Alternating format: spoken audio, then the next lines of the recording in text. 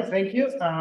This is joint work with Elia Sartori, who's in Naples, and is part of a little research area where we're trying to figure out information acquisition, information dissemination when some of the agents are biased. And it's going to be very much applied theory again, so a little bit of whiplash between the portfolios. So the type of situation we want to think about here is a kind of stylized setting that we think is common in many economic applications. It's where there's some fundamental and strategic uncertainty. And an important source of learning is a statistic of what other people do. So think of a financial market. You care about the stock of the value of the company that you're buying a stock of. You also care about what other people do because that affects the price. And this price is one important source of information that you have in that situation. Or think of a macro model. You want to write down some price setting equation because you want to study sticky prices or sticky wages. These firms presumably care about some state of the economy. They also care about price setting of others, and they might look at the inflation forecast or inflation report of the central bank too. Now, when you want to do this learning then, so when you want to learn from the stock price, from the inflation rate about the state of the company, of the economy or the company, you'll need to do the inversion, right? You need to figure out, well, this is what other people have done on average. So therefore, this is what signal they must have gotten on average, and therefore I should update this or that way.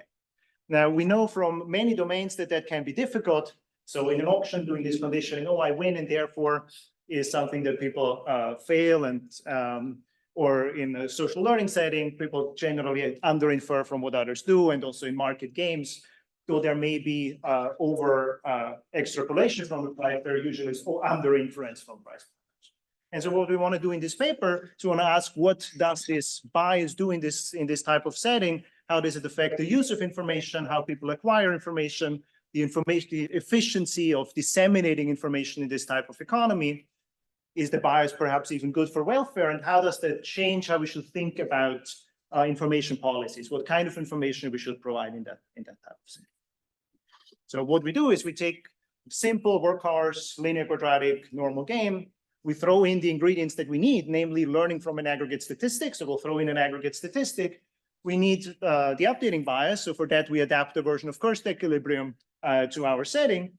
And then one channel we want to study is the information acquisition channel. So we need to figure out how do these people think about the value of information. So that will be the main kind of conceptual contribution. And then the rest is getting conclusions from that.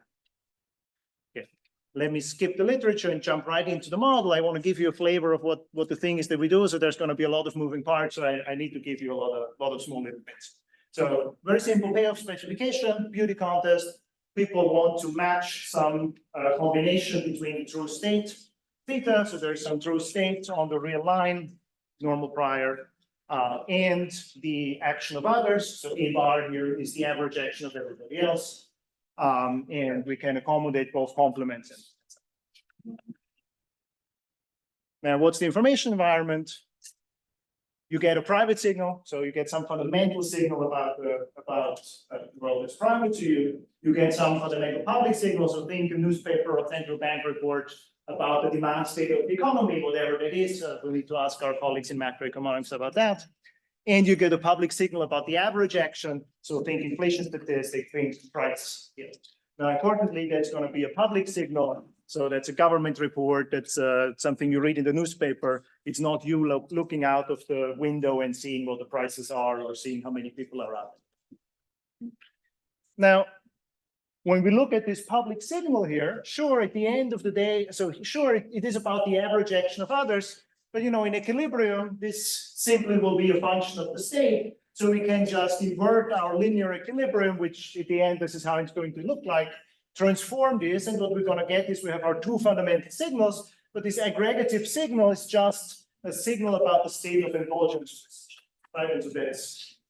So here, the more private information people use and acquire, and the easier this translates into a precise aggregative signal, the more informative that is. So far, so rational. Now, the question is, what do people infer? What do people do? Now, Cursedness equilibrium says that when you look at the world, when you try to understand what other people are doing with their information, you say, well, they don't really have information. So condition of what I know, what my information is, so here the fundamental signal that I have about the state and the fundamental signal we all have about the state. I think the others are just behaving in an erratic way. There's no information that the others have that I don't have. There's nothing for me to learn from the other people. And so what that means in our setting is that if I'm fully cursed, I just update about the state based on my prior sure, based on the public signal about the fundamental, and based on my private signal about. Now, we don't want to take this extreme stance that everybody is just completely oblivious that other people might have some information, something useful to say. So we take well, we'll also look at partially cursed agents. So those are those that, to some degree, have this cursed mindset in the back of their head, but they're also appreciate some of the information. So this is the fully rational and bridge the gap with this, very fancy, which is the simple convex combination of the two.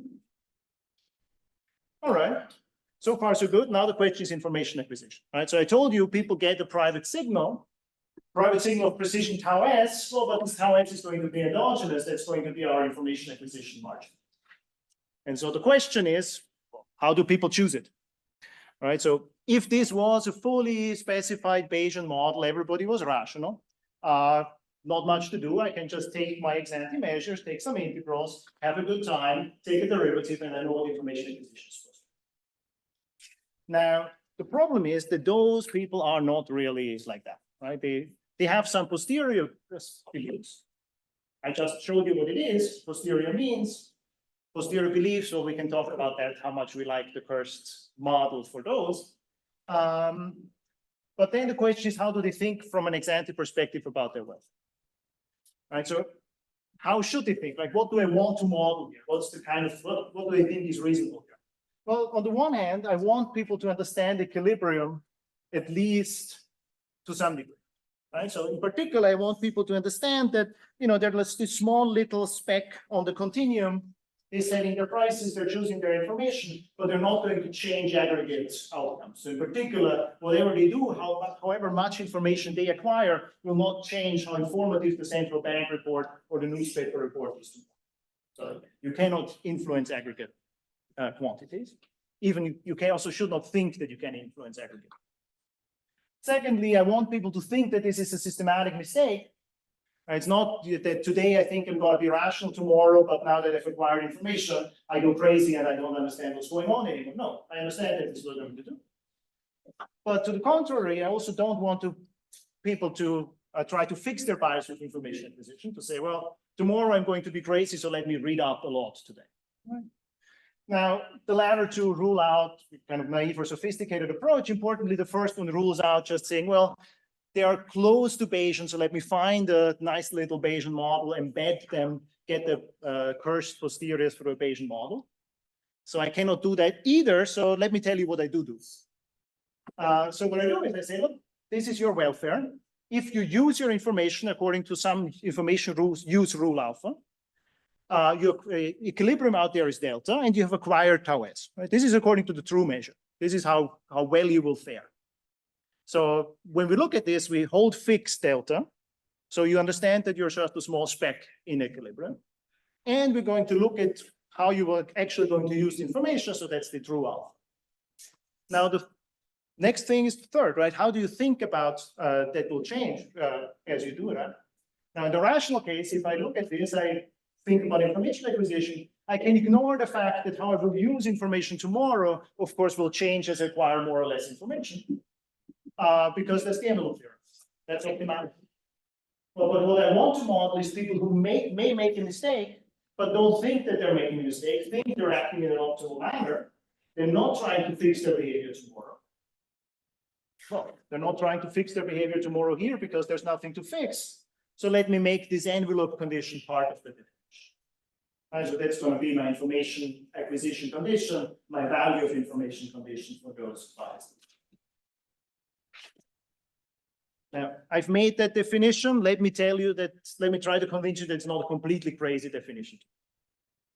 Right, so let me give you a story to motivate it that has a kind of learning flavor to it. So imagine you're trying to solve this problem and you're doing it every day of your life.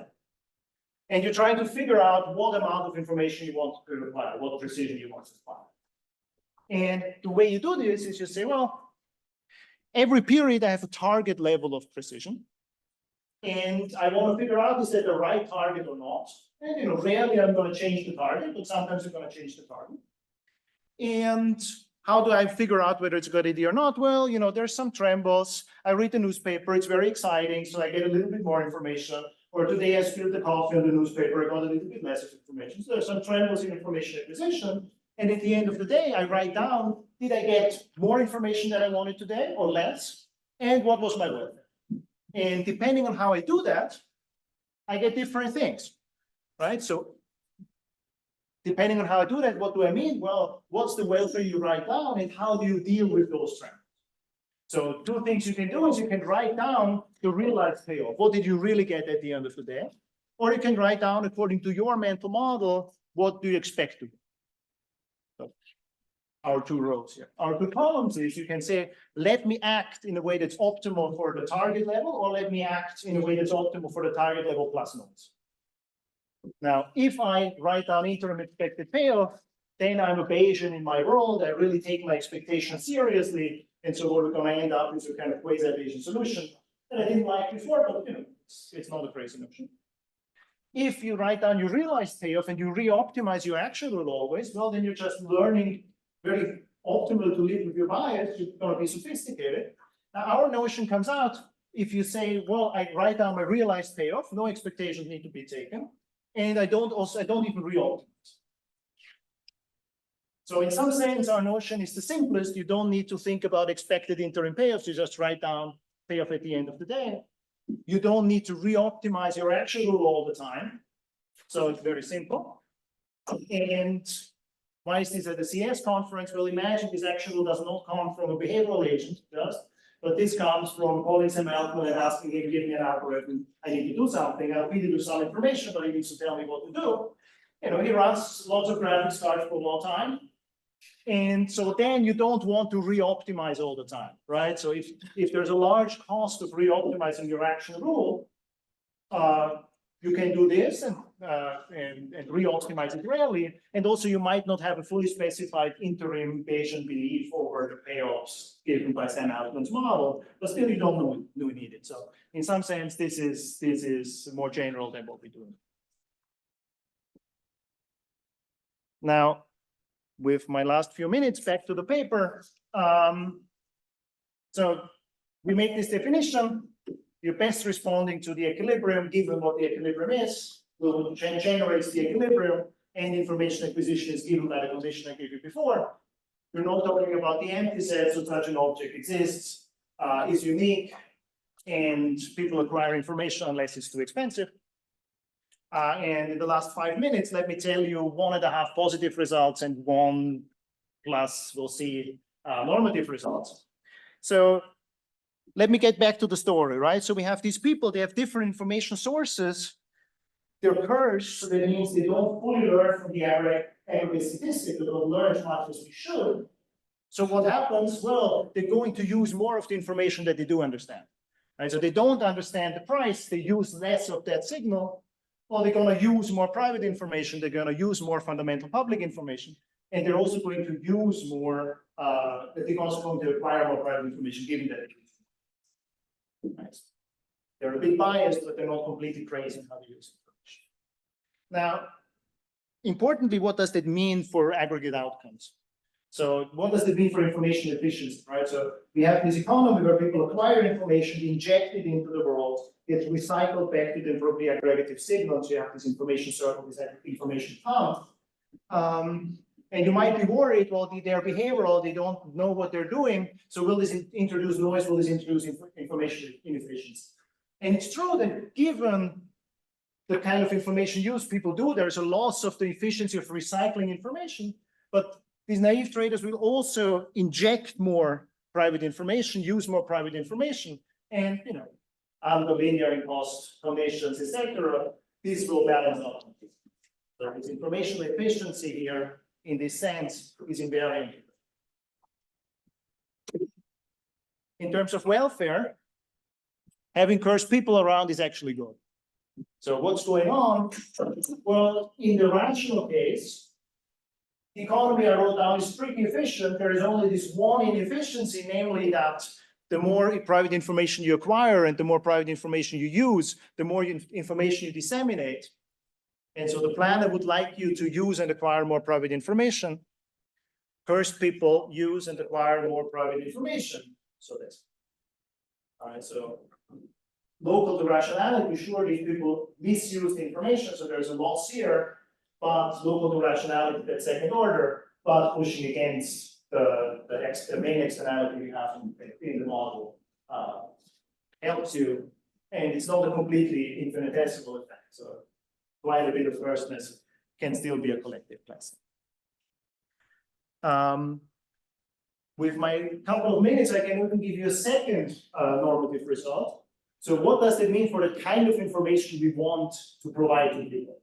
And so you might think, well, they don't understand disaggregative statistics. They do understand fundamental information. So I should give the people what they understand. Right? Well, what we show in the paper is that fundamental information can actually backfire. So what's going on there is that we have those partially cursed people. In the rational case, fundamental information is good. In the fully cursed case, fundamental information is good. In between, we have a kind of substitution, a nefarious substitution effect. Namely, well, these partially cursed people use the price signal a little bit. Not as much as they should. I give them more fundamental information. That's great. They're using that a lot. It helps them a lot, but it also causes them to substitute away from the signal they already underuse, and this effect can't on. And so that's both true for giving more fundamental information to them, public fundamental information, and making it cheaper to acquire them. Now, on the other hand, giving them the information that they don't understand, making it easier to learn from aggregative statistics, providing them more precisely, more accurately, more on time, perhaps, is the only thing that you can do here that unambiguously helps. Because on the one hand, you give them more information, that's great. You're also causing them to substitute towards what's now more informative. Sure, there's a bit of crowding out, but that crowding out is less than one-to-one. And so that's always beneficial. Now, you might ask, well, if they're close to fully cursed, don't they then almost ignore the signal? Yes. So basically, you can choose between a policy that might backfire, giving more fundamental information, or a policy that's always good, but might sometimes do very close to one. All right, and with that, let me close and try to sell again our subjective envelope condition, which I hope I've argued is reasonable. I will tell you now is also very tractable. And in case you didn't like it, also doesn't matter if you do the same with quasi-Bayesian, it's much, much less tractable. I can give you numerical results that the same applied effects, the same normative positive effects still go through, even with the kind of classification. And with that, I think I'll close, and thank you.